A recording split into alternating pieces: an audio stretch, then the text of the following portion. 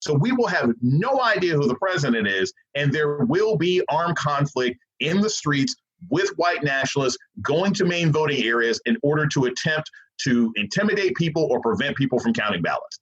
That is what's going to happen on election night. How long it lasts, I have no idea.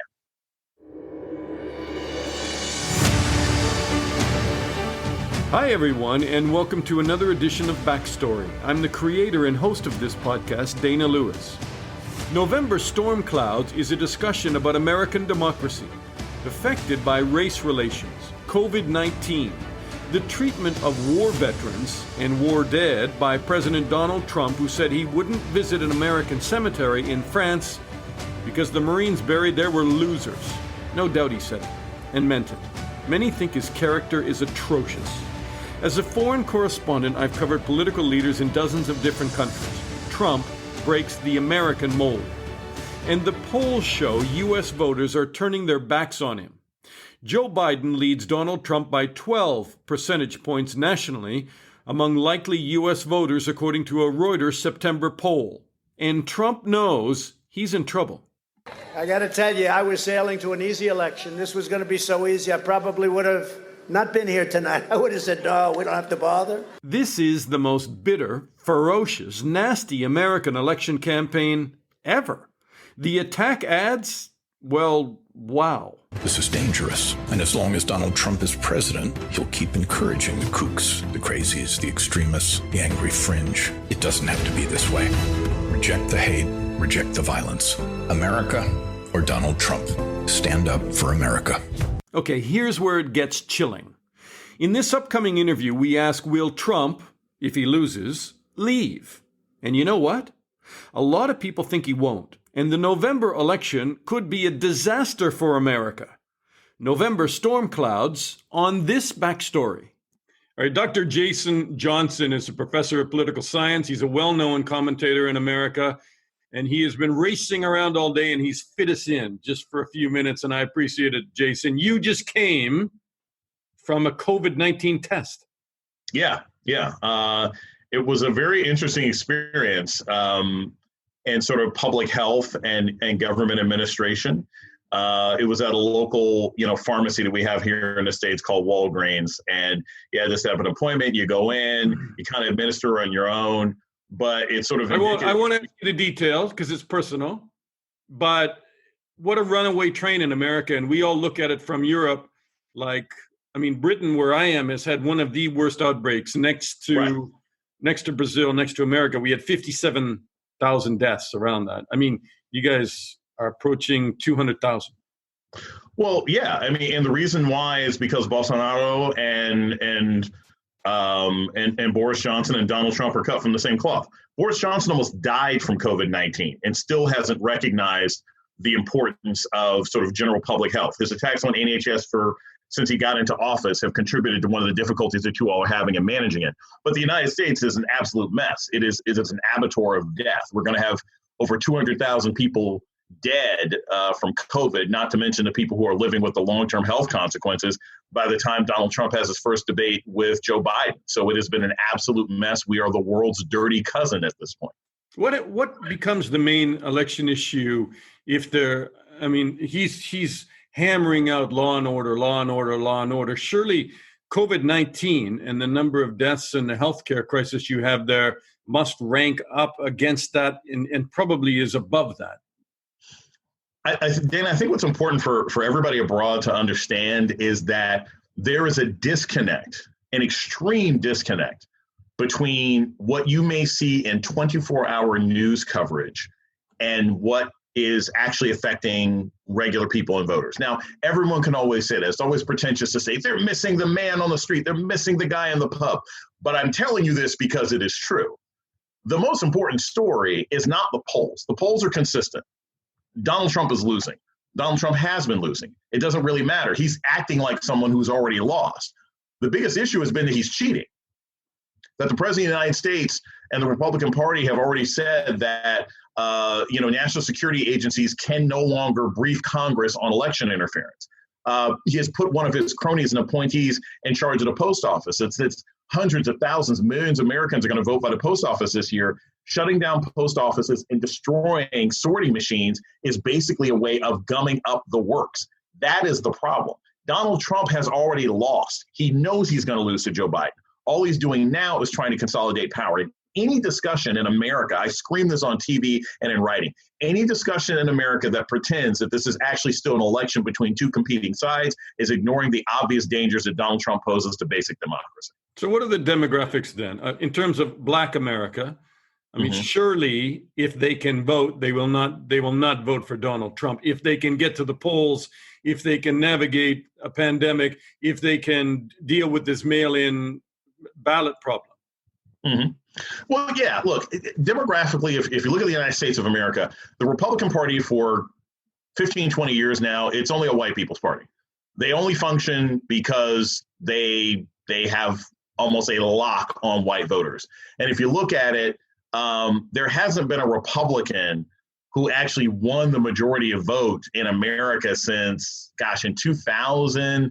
I think the last time a Republican actually won the majority of the vote, it was 2004 when Bush ran for re-election. Every other election since, they've lost. They have not gotten the majority of the vote. So they're not reflective of what people want. So demographically, while they may have the majority of the white vote, Democrats usually get anywhere between 38 to 42% of the white vote, 90-something percent of the African-American vote. Trump has been oddly competitive with the Hispanic vote in America, but you have to remember the Hispanics it's a hodgepodge term. I mean, there are white Hispanics in America who identify with white supremacy and racism and abuse that the president sort of engages in. So, it is a last desperate attempt for a certain kind of entrenched bigotry in America to maintain power, because demographically, they lost this country 20 years ago. We were rocked by this Atlantic article. At least, I mean, I was rocked because I spent a lot of time with the U.S. military, embedded with them. I understand how they would react to it, where he talked about worrying about his hair and not going to a cemetery in France and calling war vets losers. And it's just not the Atlantic, but it's been 5 other news organizations have come out now and quoted the same source. And I think we can all guess probably who the sources are, who the source is. But does that stick to him, or in this frenetic, ferocious news cycle, is that just forgotten about the next day? No, it doesn't stick. And here's why. It doesn't. The cleavage in America, it's not between Republicans and Democrats. It's not even between conservatives and liberals. It's between people who pay attention to politics and people who don't. The people who pay attention to politics already know how they feel, and they look for confirming information, and they don't want to deal with cognitive dissonance. So there's a lot of people in America who haven't even heard of the Atlantic story. They don't care. Now, the military has heard about it, and Trump is doing very poorly with the military for an incumbent president who happens to be a Republican. But you know what? He had already been doing poorly with the military. He was already at a low approval rate with the military. Most of the information that we're hearing about now is simply allowing people to be more comfortable in the decisions that they're already making. There's not one person in America who heard that Donald Trump called soldiers losers and didn't want to go visit a gravesite in France and change their mind from Biden to Trump. Nobody did, because everybody knew that this was Donald Trump's personality beforehand. He attacked John McCain. He called John McCain a loser for being a POW for 5 years in Vietnam. Who's going to be surprised by this? So tell me about the race relations in America. Will they play a very big role in the election? Oh, they always do, because this is a pretty racist country, and anyone who pays any attention knows it's a racist country. Just like the UK, just like Brazil, just like any country that's dominated by people who colonize and kill the indigenous population. The only difference this time is that Donald Trump has done the one thing that you can't do in America and still get legitimately elected. Because again, he may stay in power, but it's only going to be because he cheats like a third world country dictator. Donald Trump has angered white people in America. There's a lot of white voters in America. They don't care about racism. They don't care about corruption. They don't care about, misogyny or anything else like that in the White House. But COVID-19 has wrecked our economy, and COVID-19 has disrupted the way of life that most people are used to. We can't go to the movies. Kids are trapped at home trying to learn online. The grocery store lines can sometimes be all the way around the corner, depending on what COVID precautions your schools have. So from a racial standpoint, Trump has alienated white voters in a way that most people have. African Americans, or if you're talking about these sort of protests in general, let's be clear. State-sponsored violence against Black people in America is not new. We have merely been able to pay more attention to it over the last 15 years because of technology and because everybody is sheltered in place. Now everybody sees the violence. If you notice, the support for Black Lives Matter with white voters went from a peak of 63%. Now it's down to about 49 or 47. Some less than sophisticated American analysts would say, oh my gosh, the Black Lives Matter thing, it's working against people now. Biden needs it. No, 63% of Americans don't care that much about how Black people live. Let's be honest about the history of this country. It's about 50% think that Black Lives Matter is fine. The rest are fairly ambivalent about it. And there's not anybody in this country who sees protests in Portland and sees protests in Kenosha and suddenly changes their mind. How people are going to vote was already baked into the cake. And I'll close with this because I think this is really key. There's an activist in the United States who's very active on Twitter. Her name is Bree Newsom. And Bree Newsom is the woman who climbed to the top of the flagpole in South Carolina and tore down the Confederate flag after a white nationalist, Dylan Roof, massacred 9 people in a church after praying with them, killed 9 Black people in a church 5 years ago. Yeah, horrible. And she has this great tweet where she says, you know, as a white person, these responses to Black Lives Matter are kind of like some white person saying, you know what? I was against slavery, and then I heard some slaves burn down a cotton field. Look, either you were against slavery or if you weren't. Okay, if burning down a cotton field or a slave revolt changes your mind, then you were never really against slavery. If protests in 2 American cities, when the vast majority of American cities have seen nothing like this, if that's enough to change your mind, you were never in favor of Black Lives Matter. You were always going to vote for Trump. So race relations in America are pretty much what they've always been. It's just now they're public and people are much more concentrated in what their pre-existing opinions already were. I'm nodding my head, but I'm trying to process it because I would think after George Floyd and some of these terrible killings in video now that like, you know, sets the street on fire and can be seen from the East Coast to the West Coast so quickly that surely people now understand the level of brutality and they understand the police abuse and they understand how some 80,000 police departments 85,000 police departments in America, you know, don't hire properly, don't train. And in the end, most of these guys walk on criminal charges. And surely the level of awareness and the amount of people who are disturbed, not just in the Black community, obviously, but in the white community, surely that's changed.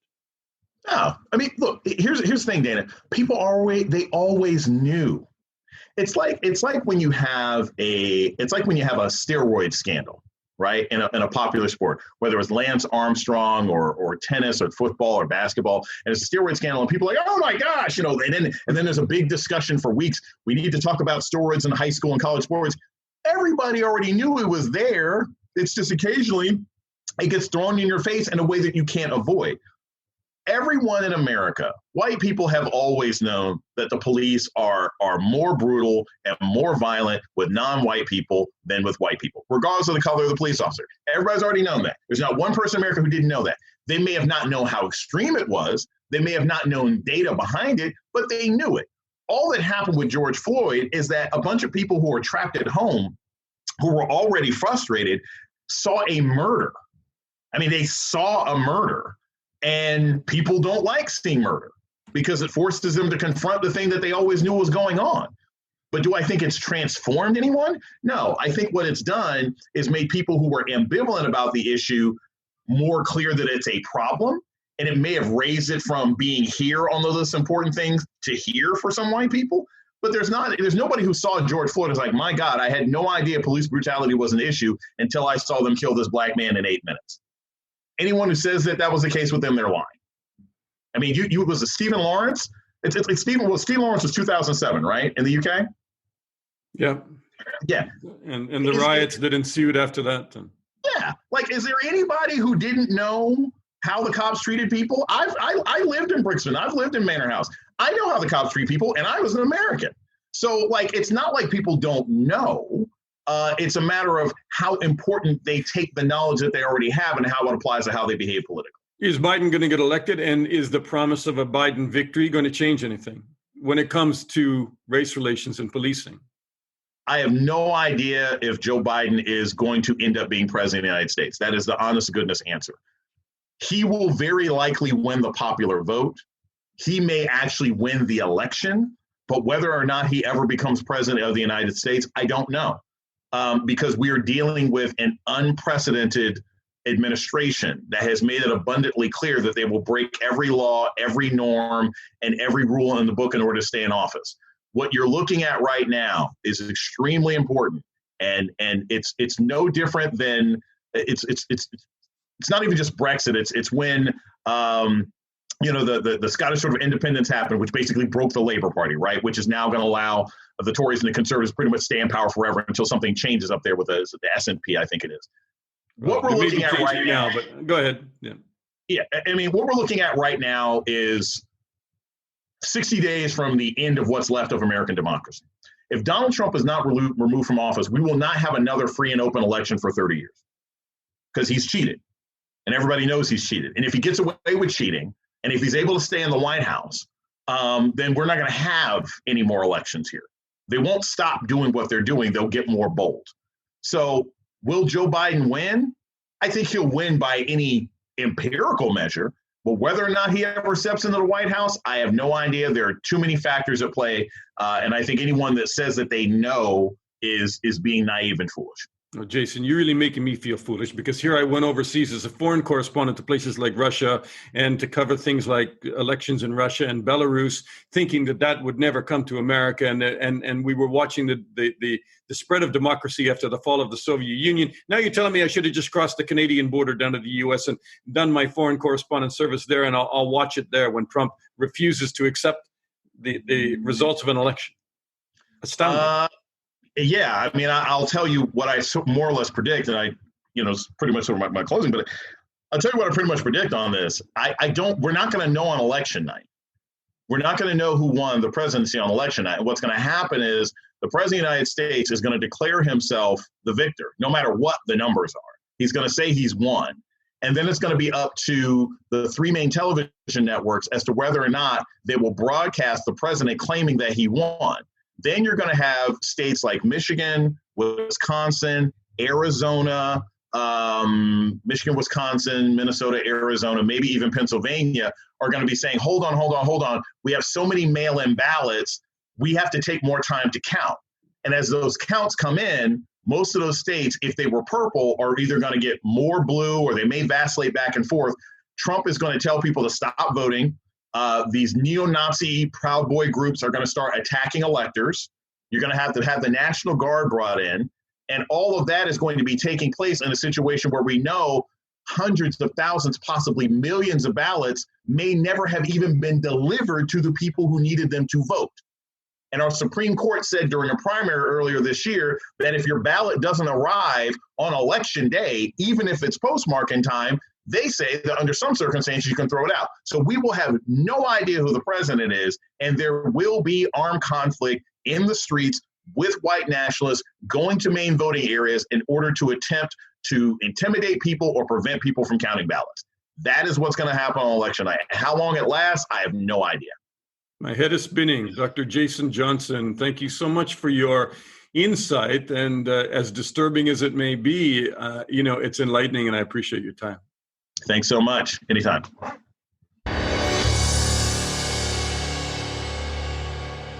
And even our next guest thinks in order for Biden to win, he needs a commanding victory. But Trump is on track to lose. All right, Michael Shure joins us from Los Angeles. He's a well-known political commentator. He's hosted election coverage. Very insightful.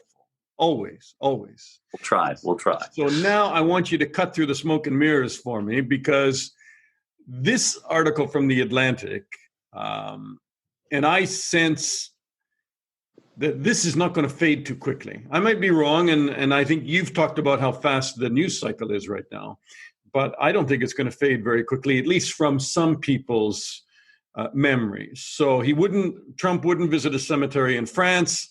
He was worried about his hair. He referred to 1,800 Marines at Beaulieu Wood as suckers for getting killed. He's denied it. Will it stick, Michael?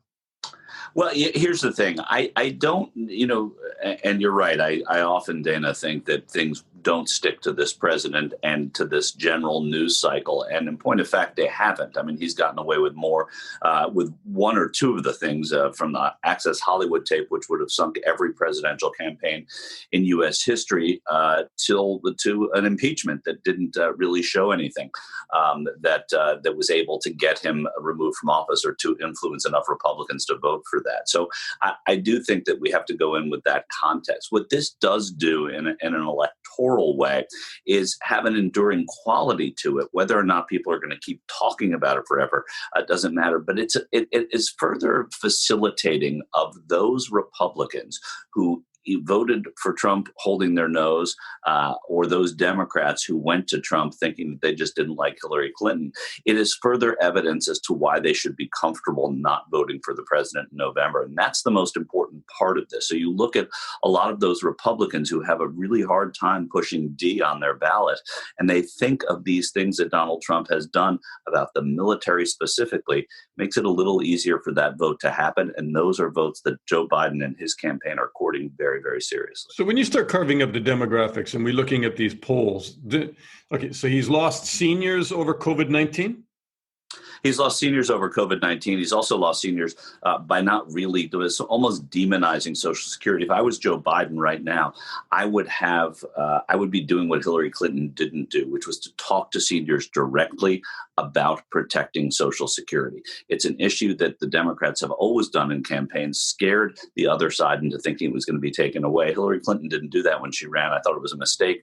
I expect that the Biden people will begin to do that, and they should do it pretty soon. Right. He's lost the military over this article, which has been confirmed by a half dozen different major news outlets. How important is the military vote? Military vote is very important. I mean, a lot of people, it's not just the active military that you're thinking of, because they don't vote in the biggest numbers. They're difficult to poll because they can't be open about what they are, what their leanings are. But the veteran vote is so important in the United States, and we have more and more veterans as we've gone into wars over the past 20 years that have created a bigger veteran pool. So when you do lose veterans, you're losing a big chunk. You're not just losing older veterans; you're losing younger veterans who are going to begin to count on the Veterans Administration, the hospitals, the medical care. It's a very important voting block. Anybody who casts anytime there's doubt cast about the way a candidate feels about the military, it certainly is not good in terms of garnering that vote. That's a good point. And he's lost working women. Yeah, I mean, listen. When you say he's lost, I think that there is still people talk about the silent Trump voter. I don't think that there are that many of them, but some of them are, and some of them are white, middle class, working, Midwestern working Americans. And when I say working Americans, working blue collar jobs, and by and large, he has lost some of those, but working women within suburbs and within cities who may have not liked Hillary Clinton. Again, I think, I keep harping on this, Dana, because it's very important. One dynamic in this presidential race is that people, by and large, like Joe Biden. They don't necessarily love him, but they certainly don't hate him. And I think that was something that Hillary Clinton brought to the race, was this sort of vitriolic dislike that many people in America, from Democrats to progressive Democrats to Republicans, certainly, who really did not like her for whatever reason. That dynamic doesn't exist now. So getting those voters, it's a lot easier for a Joe Biden to woo those voters to his side than it was for Hillary Clinton. And those are voters who went to Donald Trump. So coming back home to the Democratic Party, which some of them are going to do, it's going to be an easier task. And he's proven so far in the polling that he's been able to do that. I often ask questions that I know the answers to. One of those things in television news, right? Yeah, of course. But tell me, here's one I actually do not quite understand the answer to, and maybe you can enlighten me, and Europeans and Canadians and everybody else. As long as it's not a math question, I'm good. Well, it's a polling math question, but okay, all right. Who are these people who, no matter how offended they are, no matter how much they, don't agree with his morality, with his business dealings, his ethics, but they'll go and vote for the guy no matter what. I mean, he could be a mass murderer and they'd go and vote for him. I mean, what is it? Well, many of them, and the mass murderer thing aside, but you're right. I mean, he's even said it. That might have been a stretch. Yeah, well, let's not stretch it because it might not be either, and I don't want to know if it isn't. I think what you're looking at is you're looking at a voter here who has other interests in mind. For example, an evangelical Christian voter. The only thing that lives on in perpetuity, Donald Trump will be dead and buried, but Neil Gorsuch and Brett Kavanaugh may likely still be on the Supreme Court. And there are people that are social conservatives that care deeply about that, and they're the types of people that will fight all the way. It's an interesting dynamic in American politics that the Democrats and the left don't get as well as the right. You can excoriate the candidate during the primaries. You can say, I will never vote for that candidate. But when it's that candidate up against the other candidate in the Democratic Party, these conservative Christians are always going to vote for the person they know are going to put on judges that will defend, that will fight for the rights of the unborn, that will talk about, prayer in school, that will, protect the flag, all these sort of conservative moral issues. Those are people that are going to come out for Donald Trump. The other thing is you have the types of voters who don't vote a lot, people who are wooed by both his celebrity and the fact that he, is really kind of giving the middle finger to a lot of the establishment politics. Now, of course, he then slid right into it when he got to Washington, but that was his way of getting there. And there are a lot of people that just like to see that play out. And that's really what Donald Trump has tapped into.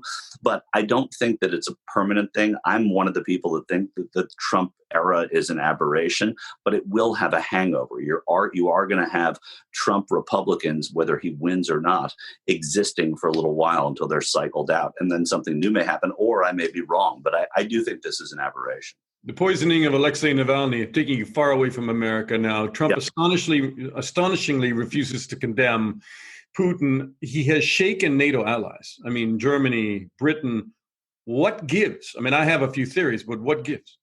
Well, I mean, first of all, he doesn't want to anger Vladimir Putin right now. Michael Cohen, his sort of consigliere who served time, who was his assistant, who has now basically turned state's evidence against Donald Trump, has a book coming out today as we speak. I don't know when this is airing, but it's Tuesday in the United States, the 8th of September. And this book is being released as we speak.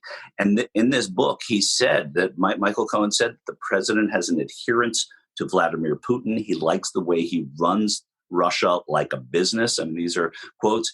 And these sorts of things, these sort of I don't think he runs it like a business. Otherwise, he wouldn't have sanctions on, and he wouldn't be jailing and poisoning people. But okay. No, I agree with you. I'm paraphrasing what Michael Cohen is saying. Yeah. But there's an authoritarian way of running a business that Donald Trump seemed to like to do. And Cohen, for his part, and again, we're talking about somebody who served time in prison, but served time in prison covering for Donald Trump. I think that Cohen is saying that he runs it like a mob boss, and a mob boss doesn't care if the other guy gets whacked in this case. So if you see the head of another family, as Putin might be in Donald Trump's parlance, then you protect that person. There are also business interests that we don't know about. This all ties into when we get his tax returns, what we know about his loans in Deutsche Bank and those sorts of things. Maybe a few videotapes you don't know about as well. Hey, there could be that too. I know you got to go. Biden or Trump? I mean, too early to call for you because the polls are like 7.5%, 8% for Biden? Yeah, it's not too early to call for me. I think that Biden's going to win. I don't see a path that Trump has electorally here or with the popular vote. I see him fighting in places that the Republicans should not be fighting in this time, Dana. And even though Nate Silver and a lot of the good pollsters here in the United States are saying that he has better than a 1 in 4 chance of winning re-election, I think that you also have Joe Biden with just a 3 in 4 chance is pretty good. I do think that there are going to be places that you think the president's not going to do as well, where he's going to start doing well. Already you're seeing him writing off Michigan. He's got to make up for that, and he's got to make up for a couple of other states it looks like he's going to lose. I just don't know where he goes for those electoral votes. I think most of Europe will be relieved if you're right, and I have no doubt that Michael Shure probably is right. Michael, thanks so much. Thank you. And that's Backstory on the American election. Please subscribe to Backstory, and if you can, share it. We really appreciate you listening. I'm Dana Lewis, and I'll talk to you again soon.